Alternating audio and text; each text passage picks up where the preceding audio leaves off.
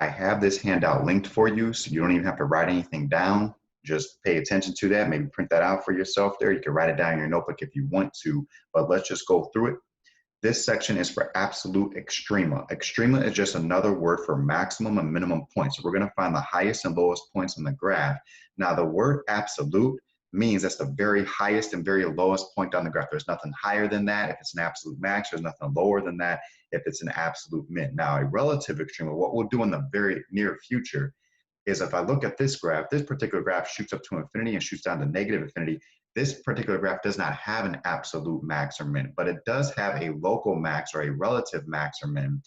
In that area, it's a high point. In that area, it's a low point, even though it's not the highest and lowest points on the graph. So you have the top of these hills and bottom of those valleys right there. But that will be a completely different process for us in the future, okay, when we do relative extrema. Right now, we're simply focusing in on absolute extrema, so it is the very highest or very lowest point on the graph.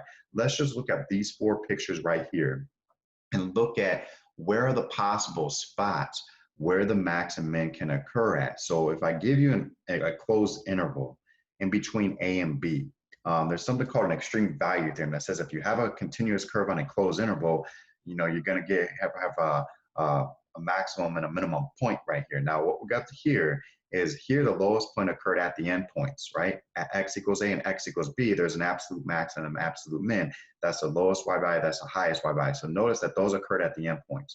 Right here, you got these open circles. There's not an absolute max or a min on that problem, because if you said that this y value up here at that open dot was 7, and you're going to tell me the absolute max is 6.999, and I'm going to say, what about 6.9999999, right? So there's always something you can give me that's higher than that. So if there's not like a clear point that you could say, like here, you could say that's the highest point, that's the absolute max, but there is no quite highest point on there, so that doesn't have any absolute extrema. So on this particular graph, there is no absolute max, but if I fill that circle in, then it would be an absolute max at x equals b. But notice I have an absolute min at that x equals c right there. Notice that at x equals c is not an endpoint.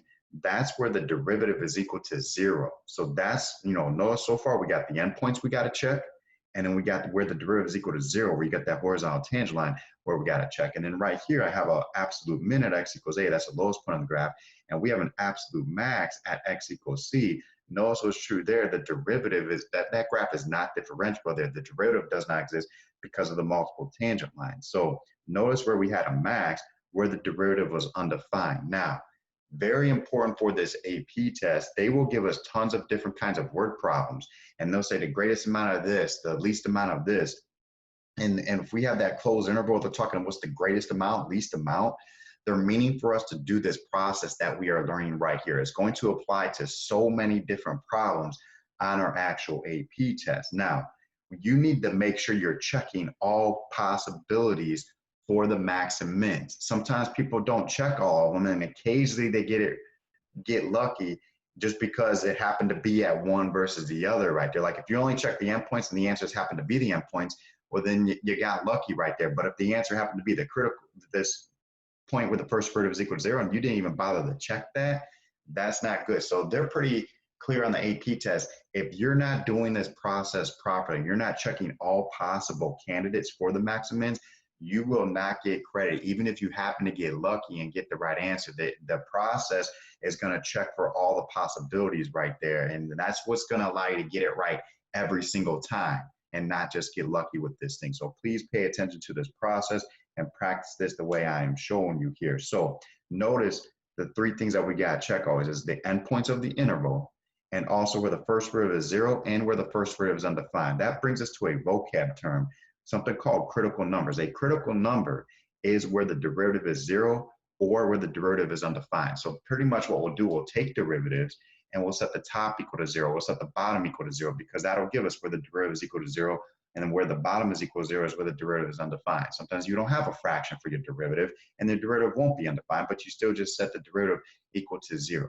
All right, so that's where our possibilities are. We could do the endpoints or the critical numbers. That's a critical number at x equals c. That's a critical number at x equals c. And notice the max and mins occur at all of those spots. So the process of what we're going to need to check always is the endpoints, the derivative of 0, the derivative is undefined. So this is our process here. Absolute extrema You want to find an absolute max or min over a closed interval. You're going to first find the critical numbers, which means we always need to take the first derivative and then set that equal to 0. And if we have a fraction, set the bottom equal to 0, figure out where that derivative is undefined.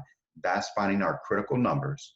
And then we're simply going to make a very easy XY chart. And on that XY chart, you're going to need to include the endpoints of your interval and the critical numbers for all the reasons that we discussed up here. Those are all of your possible candidates right there. And all you're gonna do is take those numbers, plug them into the original function because it's an XY chart, and then you find your Y values and you're gonna pick out the highest Y value and your lowest Y value. Now it's very, very important, especially when we get to the relative extreme in the future. Critical numbers only give us the possible max or min. It doesn't mean that it's going to be a max or min in this section or in a future section, but those are our possibilities to check. Okay, so if we're going to have extrema, absolute extrema, they're going to occur at the endpoints or these critical numbers, and then we're going to make the XY chart to check and verify which ones that actually are. So let's do a few examples here. When I tell you to find absolute extrema, if on the AP test it says where does the max and min occur at, we're asking for the X value. If I say what is that max or min, or what is the value of that max or min, we're asking for the Y value. And that kind of makes sense. If you have a profit equation and X is like the number of t-shirts that you're selling and Y is like the amount of money that you're going to make, if I ask you to maximize the profit, I want to know what is my maximum profit. That means I want to know what is that Y value. If I say how many t-shirts do I got to sell to obtain that maximum profit, then that's going to be your X value. What we're going to just practice right here in this section is we want the ordered pair, X comma Y. So you're going to find the X values where that maximum occurs at, and then you're going to give me that ordered pair right there. So let's do this process again. All you're going to do is follow these steps right here. XY chart, check the endpoints and the critical numbers. And on all these problems, you first need to take your derivative to get that right. So here are all 4 of the examples that we're going to discuss. So first few, pretty similar, all right? Notice to find the critical numbers. These are the endpoints of my interval, -1 and 1. So I'm gonna just take the derivative, multiply by the power, decrease the power by 1, get rid of the negative exponents. Now, you always set the top and the bottom equal to 0. It just happens that the top of this is never equal to 0, so that's why I don't have to worry about it. But if I had like an x minus 5 up there, then I would set that x minus 5 equal to 0, and I would, work with that. But right here, just when I set the bottom equal to 0, I get x equals 0. So wherever the derivative is 0 or undefined, that's what we're calling a critical number. And so when I make the XY chart, that critical number has to be on there, in addition to those endpoints have to be on there. And then once you obtain those possible x's, then you're going to take all of those, plug them into the original function. Don't plug them into the derivative. You're trying to see the highest and lowest points on the original graph. Plug those numbers into the original function. Whatever the highest Y value is, there's your absolute max. There's my ordered pair. Whatever the lowest Y value is, that's your absolute min. There's my ordered pair. This one, pretty much same thing. Multiply by the power, decrease the power by 1, set it equal to 0. I don't have to worry about undefined here because there is no fraction. This thing is never undefined, but I could do a GCF like we've been doing since the last chapter. Always do the GCF with those variables, and then it's already ready to go with our critical numbers, set it equals 0. So then 0 and 1 are your critical numbers. And then so when you make your XY chart, the 0 and the 1 have to be on there automatically. And then you also need to include the endpoint. So you always have to check the valid candidates right there, all right? And if you're not checking all spots, all critical numbers and the endpoints, if you're just doing one or the other, you're not gonna get full credit on that AP test right there. They will have, if not checking valid candidates, you're gonna get a big deduction there. So we gotta just make sure we get the process down and checking all possibilities right there, because you don't wanna miss a problem just because you didn't check that possible candidate there, right? But then just simply take these numbers, plug them in place for x into the original function, and then whatever your highest Y value is, that's gonna be your absolute max. Whatever your lowest Y value is, that's gonna be your absolute min. Occasionally you might have 2 maxes, like you might have 2 Y values where the answer is 2. You could have 2 possible maxes. It's just, it hit that thing twice and then went back down and it hit that max again. So you could have more than one absolute max or absolute min if that is your lowest and highest Y value. All right, and then this is pretty much the same thing. Take the derivative, set it equal to 0, get your critical number, and then you check the endpoints of your interval right there. Plug them into the original function. Lowest Y value is your min, highest Y value is your max. Let us do a trig problem here.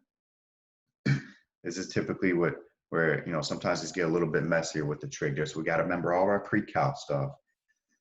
But the directions are find the absolute extrema over this closed interval. So you're first going to take your derivative, the derivative of secant and secant tangent, the derivative of tangent and secant squared. Now, most of the time when I see stuff like that, is I do a GCF first, because a lot of times this will help us. If I do a GCF here, and then I try to set this equal to 0, this looks like it's going to be too complicated to solve. So I don't want to try to mess with that. So another option is to go back to this after I took the derivative and just switch everything to sines and cosines. Get yourself one single fraction. Anytime you do a quotient rule, or if you could get one single fraction for this, that's going to be what we need. You don't want all this stuff broken up like that. That's going to be too complicated to solve. You want to get yourself one single fraction always, and then figure out where the top and the bottom is equal to 0. When I set the top equal to 0, this is your pre-calc stuff. Your sine is -1/2. Your reference angle, where your sine is 1/2, is the pi over 6. But from your all students take calculus, sine is negative in quadrants 3 and 4. So you got 7 pi over 6, 7 pi over 6 as two critical numbers. And then when you set the bottom equal to 0, that's where your cosine is 0. That's on your unit circle. Where your x value is 0, that's at your pi over 2 and your 3 pi over 2. So notice I took all 4 of those, put those in my XY charts in addition to the endpoints of our interval. Now, technically, to be a critical number, if you read up here, the critical number says it has to be defined on the original graph. Now, if you notice right here, the original function, if I put that secant as 1 over cosine and the tangent as sine over cosine, that wherever the cosine is equal to 0, the original function is undefined.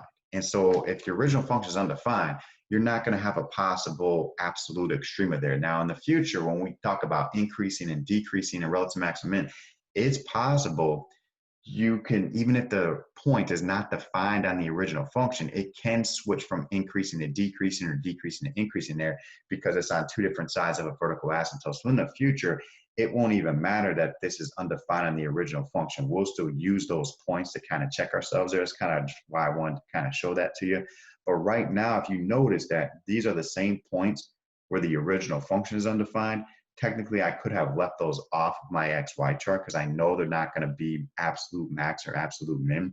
But like I said, when we're checking for increasing, decreasing in the future, we will need to use those points regardless. But if you put them in there, no harm, because that just means when you plug them into the original function, you got undefined right there, all right?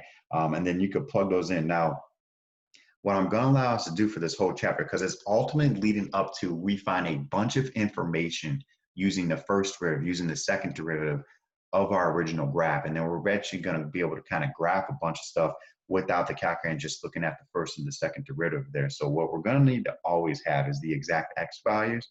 And then I'm not afraid of the trig at all. So I just plug these numbers in to the original function, and I got those exact y values there.